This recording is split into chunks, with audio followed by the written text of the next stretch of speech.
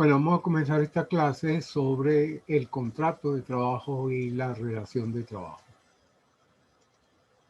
Cuando vimos la evolución del trabajo y los sistemas de trabajo, vimos cómo con la revolución industrial se inició un nuevo sistema, que es el que ha más o menos perdurado hasta el momento, que se basa sobre el contrato de trabajo. O sea, que el contrato de trabajo, tal como lo conocemos ahora, es producto de la era industrial. Antes no se utilizaba el contrato, sino se imponía el estatuto de las corporaciones para el trabajo artesanal o para cualquier tipo de trabajo.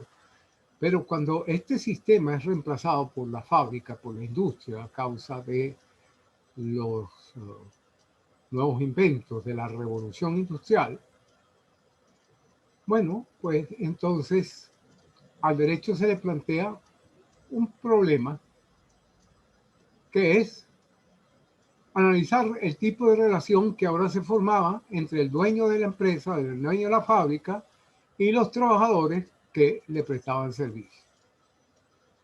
Bueno, empiezan a analizar a ver qué es lo que conviene y el tipo contractual que más, digamos, se le parecía que el derecho conservador, y entonces buscaban enmarcarlo dentro de alguno de los esquemas contractuales ya existentes en el Código Civil.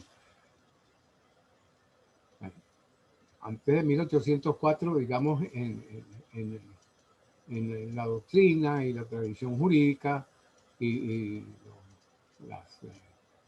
los, digamos, los reglamentos que existían para regular las relaciones civiles, y después del Código Civil, bueno, había que enmarcarlo dentro de algunos de esos esquemas que ya conocía la doctrina civil y la legislación civil de la época. Y dentro de esos esquemas contractuales, el tipo contractual que era considerado como el más apropiado y el que es considerado como el origen del actual contrato de trabajo, fue el contrato de arrendamiento, pero un subtipo del contrato de arrendamiento, el contrato de arrendamiento de servicio, el Código Civil de 1804, que tuvo una gran influencia en muchos otros países y que conforma hoy en día el sistema continental, contemplaba dos tipos o tres tipos de contratos de arrendamiento. El contrato de arrendamiento de cosas que nosotros conocemos, el simple arrendamiento de cosas normales, el arrendamiento de obra, que equivale al contrato de obra, y un subtipo que crearon que se llamó el contrato de arrendamiento de servicios.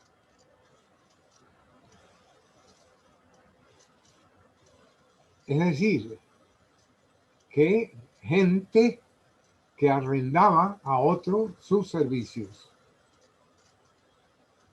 El código utiliza en el artículo 1708, 80, perdón, una denominación que llama arrendamiento de servicio, o en francés, louage de service. Y lo llama el arrendamiento de gentes que trabajan, teniendo como modelo, digamos, el arrendamiento, el trabajo doméstico o el trabajo de los campesinos que prestaban sus servicios al dueño de la tierra y que se fundaba todo sobre la lealtad y toda serie de cuestiones. Bueno, entonces crearon ese, digamos, subtipo de contrato de arrendamiento, que es el arrendamiento de servicios. Esa concepción del Código Civil francés, que no hace sino, como dice Camerlán, traducir al plano jurídico las ideas liberales que estaban en boga en la época, se fundamenta sobre dos ideas fundamentales. Primera, la relación entre el dueño de la fábrica y los trabajadores, es decir, entre el empleador o patrono y los trabajadores, es una relación contractual. Ahora, ¿por qué es una relación contractual? Segunda idea, el trabajo se asimila a una cosa, a una mercancía. Y como mercancía, ¿qué es? Está sometida a las leyes de la oferta y de la demanda. Y el trabajo es un bien que constituye el patrimonio del trabajador.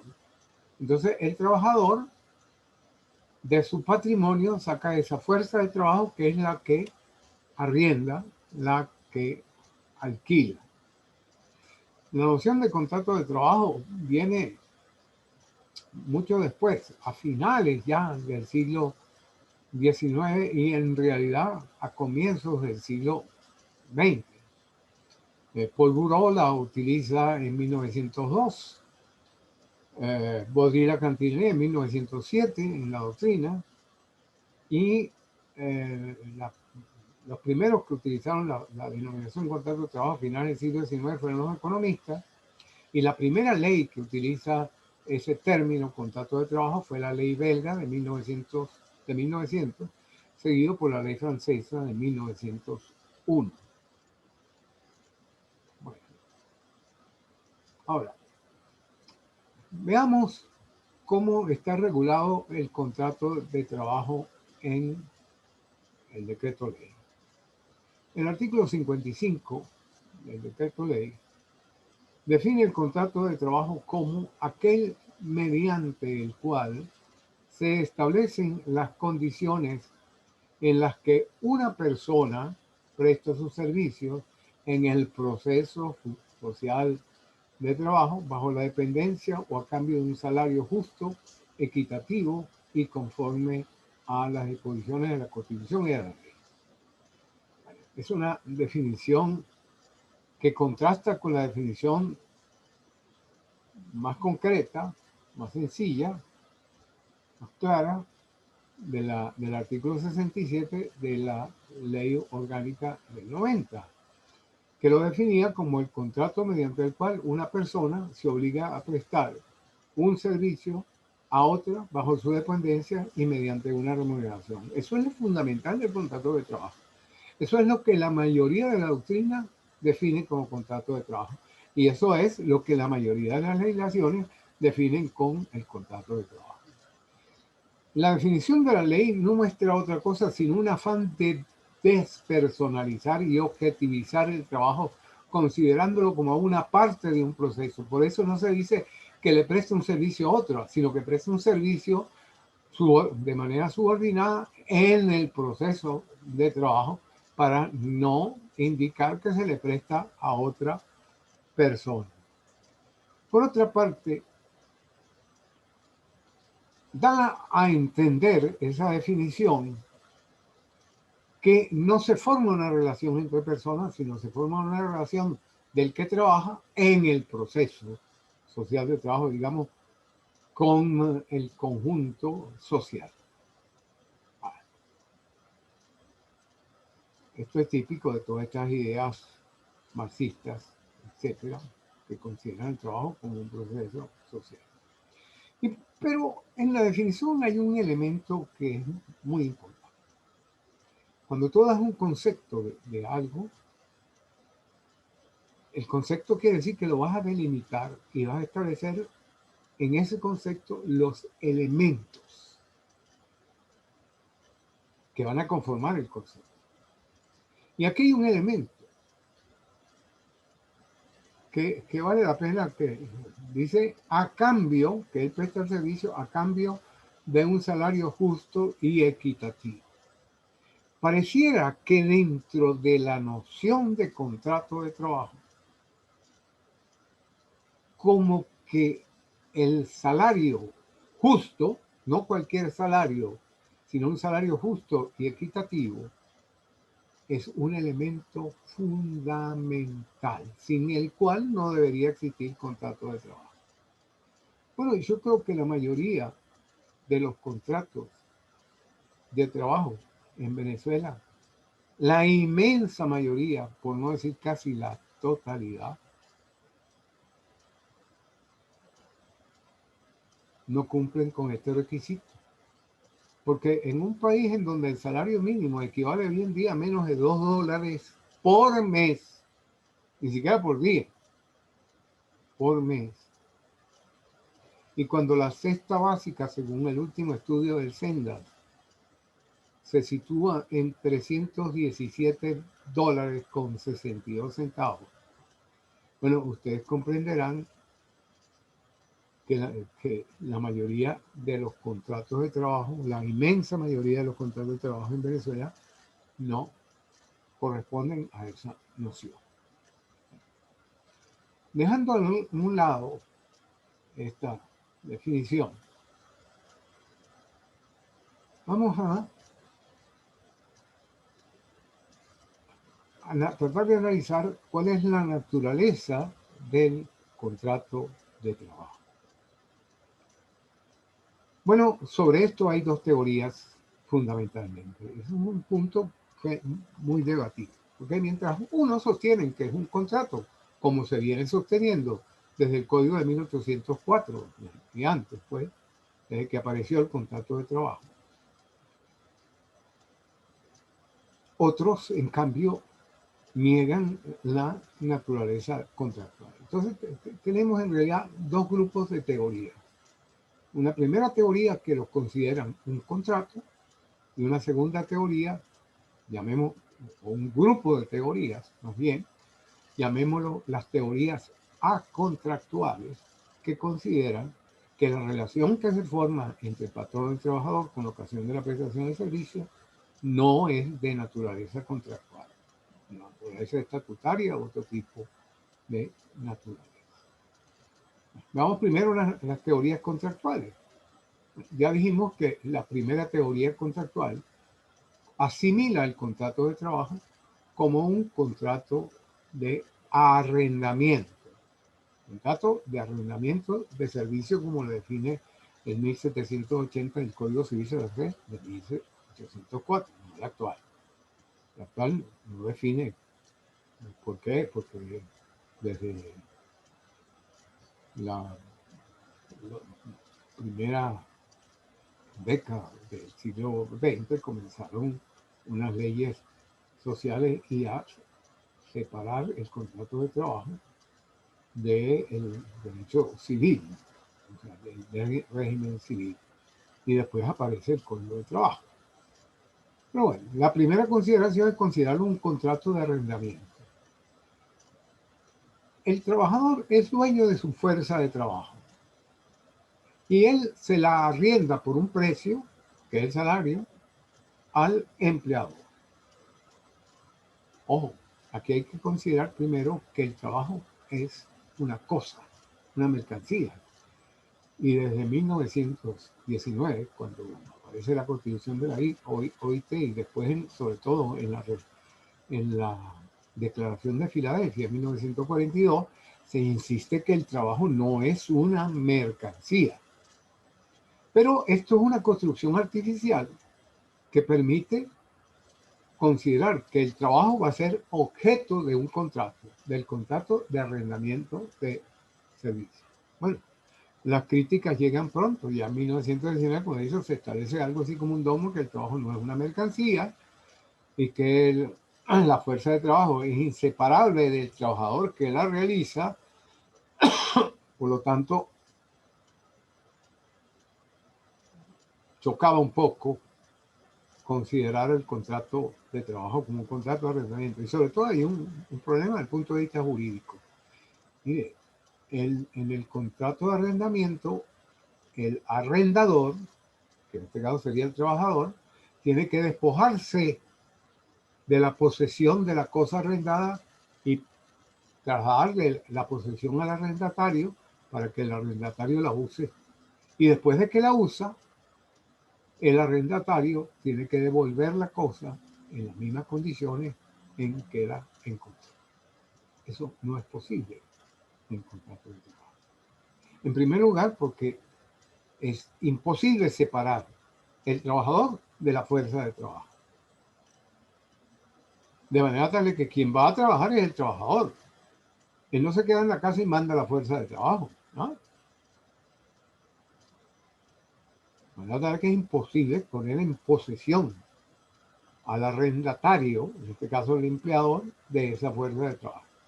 Y lo que es peor, es imposible que el empleador que utiliza esa fuerza de trabajo le pueda devolver la fuerza de trabajo al trabajador después de que la usó en las mismas condiciones, porque se utilizó la fuerza y se agotó. El trabajador después tiene que descansar para recuperar esa fuerza. Bueno, por eso aparecieron otras teorías. Ya en 1902, Paul Bureau dijo, no, mire, esto en realidad no es un contrato de arrendamiento, es un contrato de compraventa. El trabajador le vende la fuerza de trabajo al empleador y el empleador la consume y ya está, y no tiene que devolver nada. Bueno, esto era un poco más duro y digamos, el punto de vista ético para entender que el trabajador venda o se venda porque es inseparable la fuerza de trabajo del cuerpo. Tenemos el problema bien serio. Pero a Carmen Lutí, mucho más recientemente, por los años 60, se le ocurrió, los 50, perdón, una idea bastante original e ingeniosa, como lo llama el maestro Clark Rodríguez. Y es que él compara el contrato de trabajo al contrato de compraventa de energía eléctrica. ¿Qué es el original que es? ¿Cómo es eso? Bueno, miren, la fuerza eléctrica se compra. Hay una planta generadora que genera la energía eléctrica y la envía hacia el consumidor a través de cables, y el consumidor utiliza esa energía eléctrica y no tiene que devolver nada. Él paga por la energía eléctrica que consumió, que se mide en kilovatios consumidos, etc. Entonces así él dice que el trabajador genera esa energía y se la vende al patrono, y el patrono le paga un salario. Bueno, el grave problema de esta teoría ingeniosa y todo lo que ustedes quieran es que es inseparable la fuerza eléctrica, la fuerza de trabajo del trabajo. La fuerza eléctrica sí se puede separar del generador y se envía a través de cables, pero el trabajador no tiene ningún cable para mandar su fuerza de trabajo a prestarle el servicio al patrón. Además, repugna un poco desde el punto de vista ético, porque el trabajador se involucra cuando presta el servicio con su cuerpo, con su alma, hasta con sus relaciones familiares. De manera tal que no sirve esta teoría. Bueno, otros dijeron, bueno, es un contrato de sociedad. Algunos autores dijeron un contrato de sociedad, y una sociedad entre el patrono y los trabajadores para producir, y el trabajador recibe su parte, que es el salario. Bueno, el problema del contrato de sociedad es que, ok, usted puede considerar que el trabajo es el aporte del trabajador, pero fin común, fines más divergentes que los del trabajador y los del patrón no puede haber. Aparte de eso, el socio no solo participa de las ganancias, sino también de las pérdidas, y el trabajador no puede participar de las pérdidas. Así el patrono no gane, si él trabajó le tienen que pagar su salario. De manera tal de que tampoco nos sirve la tesis del contrato de sociedad que sostuvieron en una época Chateauneuf en Francia y Valverde en España. Bueno, también que si el contrato de mandato, pero el contrato de mandato es para actos jurídicos, no para actos materiales. Y por último, Manuel Alonso García, un gran maestro español, uno se pregunta, bueno, ¿y qué es el contrato de trabajo? Y llega a concluir con una verdad de perogrullo. Bueno, un contrato de trabajo no es otra cosa sino un contrato de trabajo. ¿Qué quiso decir con eso? Con eso medio tautológico. Lo que quiso decir es que el contrato de trabajo no era un contrato típico de los que estaban establecidos en el Código Civil antes, sino que es un contrato autónomo que tiene sus propios caracteres, sus propios elementos y que se diferencia del contrato de compraventa, del contrato de arrendamiento, de todos esos tipos de contratos con los que los quisieron asimilar y que es un contrato autónomo. Bien. Bueno, es un contrato que corresponde al campo de las obligaciones, pero de todas maneras es un contrato autónomo. Frente a estas teorías aparecen las teorías acontractuales. Y ya en la segunda década del siglo XX se empieza a cuestionar que esa relación de trabajo fuese una relación contractual. Ahora, no podemos hablar de una teoría de la relación de trabajo, sino que tenemos que hablar de un conjunto de teorías, de un complejo y profuso conjunto de opiniones sobre un tema muy difícil, como dice el maestro Pla Rodríguez. Y ese grupo de teorías abarca numerosos variantes que van desde las más moderadas, que admiten una coexistencia, un contubernio entre el contrato y la relación de trabajo, hasta las más radicales que niegan la existencia del contrato de trabajo y solo admiten la relación de trabajo. ¿Dónde se origina esta teoría? Se origina en la primera mitad del siglo XX, sobre todo en Alemania. ¿Por qué en Alemania? Alemania, en la segunda mitad del siglo XIX, 1850 en adelante, y no vamos a hablar de toda Alemania, sobre todo Prusia, porque Alemania solo a finales del siglo XIX se unificó, pero había un estado en el norte que era el estado más poderoso, el estado prusiano, el imperio prusiano. Y ese estado se desarrolló enormemente desde el punto de vista industrial. No es que otros, como el Reino de Baviera, no también tuvieran industria, o las ciudades asiáticas del norte también tuvieran industria, pero sobre todo este fue muy poderoso. Pero además, los Kaiser, reyes o emperadores prusianos, tenían una tendencia absolutista y a un gobierno fuerte e imponerse.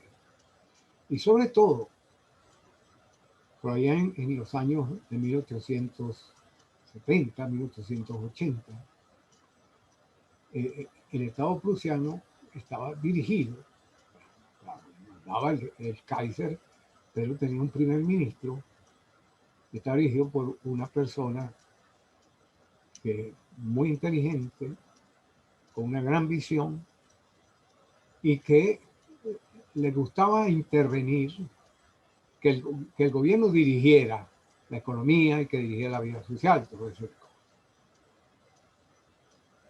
Y ese primer ministro se llamó el conde Otto von Bismarck. Y el conde de Bismarck, el llamado canciller de hierro prusiano, el conde de Bismarck tenía ideas muy avanzadas desde el punto de vista social, por eso se producen una serie de leyes que van a regular el trabajo industrial, y el conde de Bismarck en 1881 es el creador de esa institución de la seguridad social. Y esa es la visión que tenía Bismarck y el sentido social. Bueno, hasta que en 1919, Alemania vencida, en la constitución de la República de Weimar, eh, eleva al rango constitucional los derechos fundamentales en materia de trabajo. Pero en ese ambiente anterior a la guerra, durante la guerra, pues un autor alemán, Philipp Lothmar, comienza a crear, digamos, los lineamientos, a formular los lineamientos iniciales de la relación de trabajo. Pero sobre todo son los trabajos de otro doctrinario, Erich Molitor, los que lo llevan a dudar de la naturaleza contractual de la relación de trabajo y llega a concluir una cosa. A diferencia de los grupos de los contratos civiles, en donde es fácil elaborar un contrato abstracto, un contrato tipo, que se le puede aplicar a todos los tipos de contratos de compraventa. Miren, todos los contratos de compraventa siempre hay los mismos elementos y la misma manera de formarse, los mismos efectos, el mismo contenido, etc. Hay una persona que quiere vender, una que quiere comprar y que acepta pagar el precio, se ponen de acuerdo y ya está, se formó el contrato de compraventa. Por más complicado, lo demás son elementos accesorios, pero entonces tú puedes formar un tipo abstracto de contrato. Mientras que en el contrato de trabajo, pues es difícil constituir un, digamos, un concepto abstracto, un modelo abstracto que se le puede aplicar a todos los contratos de trabajo. Y eso lo estamos viendo hoy con mayor fuerza. Con todas estas nuevas tecnologías, esos trabajos de plataforma, esas nuevas formas de trabajo, gracias a la tecnología, que durante mucho tiempo se llegaron a considerar que no eran contratos de trabajo, sino que eran trabajadores autónomos, no dependientes, y ahora se está viendo de otra manera. Entonces, se dan cuenta que la forma del contrato de trabajo no siempre se presenta la relación de la misma forma, ni siempre es igual su proceso de formación, ni su contenido, ni sus efectos. Y sobre todo se dan cuenta que los efectos fundamentales en esa relación entre patrono y trabajador no comienzan a producirse a partir del solo consentimiento. O en el contrato de compra-venta, los efectos se producen, la venta se perfecciona cuando las partes están de acuerdo, basta con que estén de acuerdo en objeto y precio, y ahí ya tenemos el contrato de compra-venta. Pero en el contrato de trabajo, empiezan a darse cuenta que los efectos fundamentales no se comienzan a producir con el simple consentimiento, según ellos, sino que ocurre a partir del momento en que el trabajador efectivamente se incorpora a la empresa e inicia su prestación de servicio. Por ejemplo, antes de entrar a trabajar, antes de comenzar a prestar el servicio, la subordinación no aparece. Imaginémonos que se celebra el contrato de trabajo y dice, vas a comenzar dentro de un mes. Bueno, el contrato se celebró, pero él, mientras no comience efectivamente, no se incorpore a la empresa, no recibe órdenes o instrucciones del patrón. Entonces, por eso dicen, en realidad, esa relación y esos efectos no se producen sino a partir del momento en que el trabajador se incorpora a la empresa. Bueno, para el contrato de trabajo basta el simple acuerdo de voluntades, pero para la relación de trabajo, y aquí comienza la diferencia entre una y otra, para la relación de trabajo es necesario que el trabajador efectivamente comience a prestar el servicio y se incorpore a la empresa. Es decir, El contrato de trabajo surge por el acuerdo de voluntades, la relación de trabajo surge por la prestación misma del servicio. Y así se establece diferencia entre una y otra. Bueno, esta teoría se comienza a desarrollar antes de 1940 y, por ejemplo, en la doctrina francesa, no de este tipo de desarrollo, sino desarrollando de otra manera. George Shell, por ejemplo, basándose en una idea que había desarrollado León Digis, que clasifica los actos jurídicos en actos reglas, actos convenios y actos condición, que el acto condición es un acto que hace ingresar a un trabajador, a una persona, a un estatuto, y es la condición para que le apliquen una reglamentación especial. Por ejemplo, el matrimonio requiere de un consenso entre el hombre y una mujer. Bueno, pero cuando se da ese consenso, además, esa es la condición para que ese hombre y esa mujer ingresen al régimen matrimonial que está establecido por la ley. Hay una cantidad de efectos que no son los que las partes quieren, sino los que la ley establece, dado el carácter de orden público que tiene esa institución. Lo mismo ocurre en el contrato de trabajo. Se celebra un contrato de trabajo y esa es el acto condición, o sea, la condición para que a ese trabajador y a ese patrono le apliquen una reglamentación en la cual ellos no tuvieron nada que ver, dado el carácter de orden público que tienen las leyes de trabajo. Bueno, hay una definición que da Shell del contrato de trabajo que dice que es un acto complejo en el cual hay un acuerdo de voluntades para crear entre las partes intervenientes situaciones individuales, acreedores y deudores de sueldos y salarios, para aplicar a los individuos, situaciones generales o estatutos, el estatuto del empleador o el estatuto del trabajador. Y esos estatutos tienen un contenido independiente de la voluntad de los interesados. No se preocupen si voy muy rápido porque yo les voy a mandar un material escrito sobre eso con lujo de detalles que me he dedicado en estos días, que no les he podido dar clase, también por las fallas de electricidad, me he dedicado a escribir.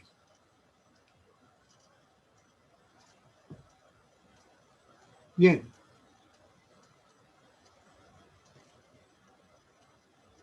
En América Latina, sobre todo esa tesis la desarrolló el maestro mexicano Mario de la Cueva y que llegó a incluir esa noción de relación de trabajo en la ley federal mexicana de 1970, en la reforma de 1970. También aparece en la ley del contrato de trabajo argentina y aparece en la ley orgánica del trabajo de 1990, o sea que tuvo una influencia importante.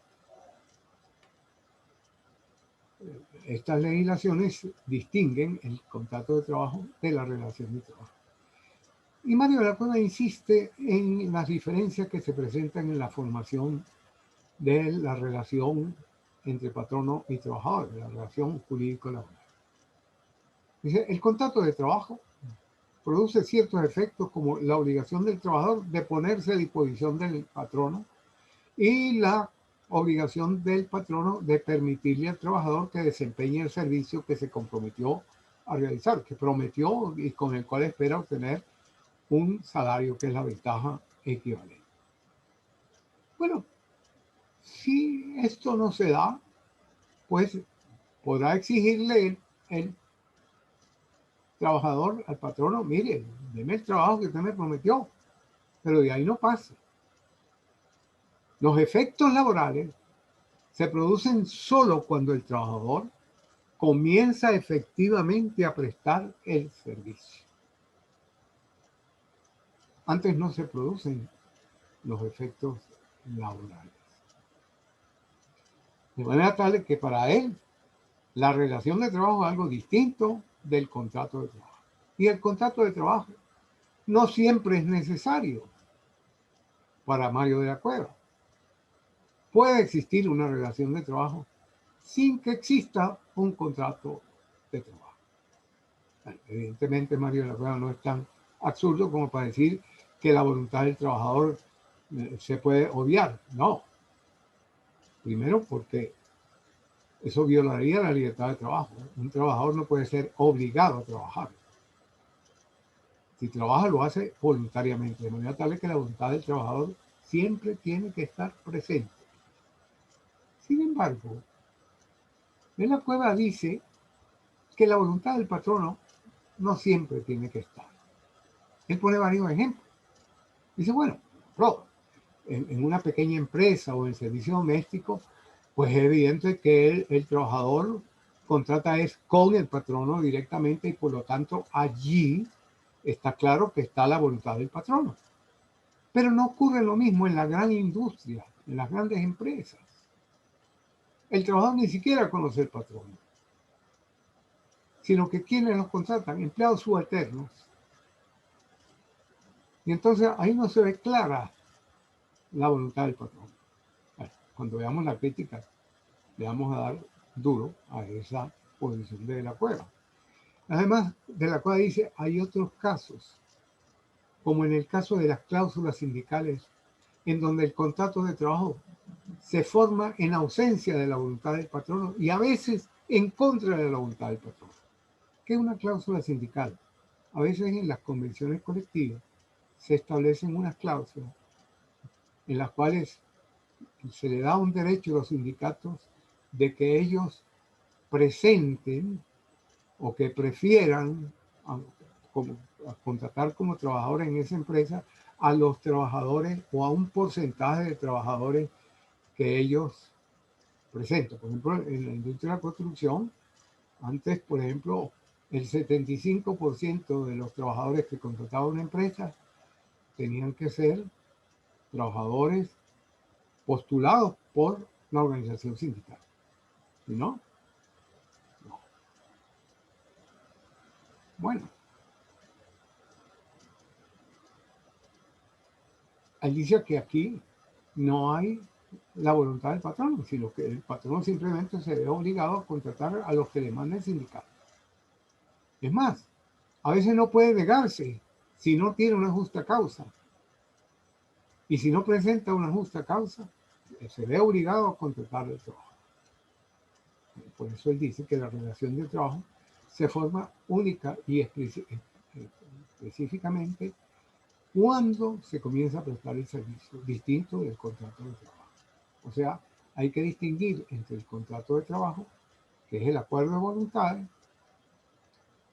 pero la producción de los efectos jurídicos laborales queridos por las partes se da solamente cuando hay la prestación efectiva del servicio. Por el simple hecho de la prestación de servicio, no por el acuerdo de voluntad. Bueno, vamos a dejarlo aquí y después seguimos en otra clase.